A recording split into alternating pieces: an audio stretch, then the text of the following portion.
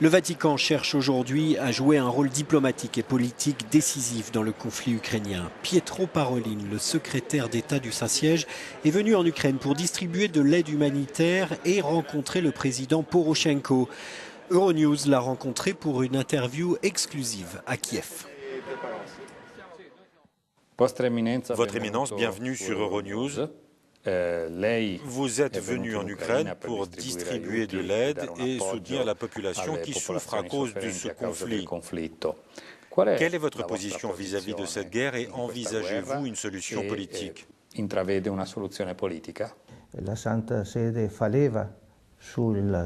Le Saint-Siège se repose sur les principes et les valeurs qui doivent être la base des relations entre les pays, les nations au sein de la communauté internationale.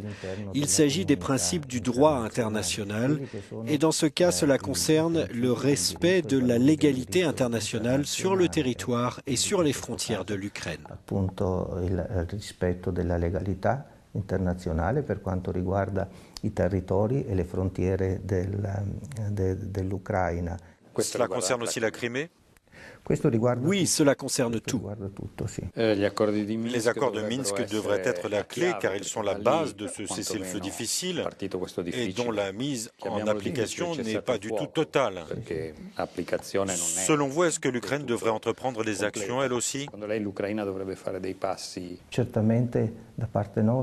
Certainement, et même le Saint-Père lui-même a plusieurs fois déclaré que les accords de Minsk étaient la plateforme d'où il fallait partir et avancer.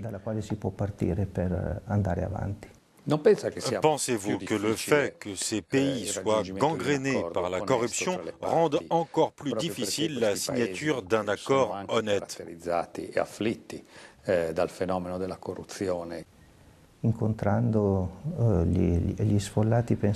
Quand j'ai rencontré les personnes déplacées, j'ai pensé qu'il était extrêmement important que ceux qui dirigent la destinée de l'humanité et qui sont les dirigeants politiques regardent les gens dans les yeux et voient que ces gens pleurent, comme nous l'avons vu, et se rendent compte que ce peuple souffre. Ils devraient être émus par cette souffrance. E lasciarsi commuovere da questo pianto e da questa sofferenza. La corruption est comme un mur qui empêche quelqu'un de voir au-delà de ses propres intérêts et de voir que d'autres gens existent. La position de l'Église catholique est claire. Ouvrons les portes à tous ceux qui sont dans le besoin et fuient les guerres, les réfugiés et les migrants économiques.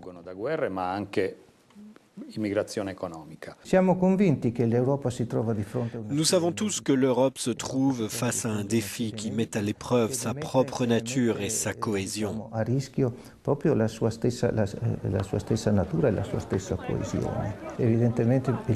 Et bien sûr, le sujet de l'immigration est un sujet extrêmement inquiétant. Il évolue tellement vite que nous n'avons même pas le temps d'appréhender et d'assimiler ces migrants. Per essere assorbiti, per essere in un certo senso metabolizzati, eccetera. E qui c'è bisogno di una grande. C'est la raison pour laquelle nous avons besoin d'un grand effort culturel qui pourrait nous aider à vivre ensemble de façon à éviter que ces différences ne deviennent des sources de conflits et de contrastes, mais plutôt qu'elles se transforment en opportunités pour une amélioration mutuelle. Di conflitti e di contrapposizione, ma invece siano motivo di arricchimento comune. La ringrazio.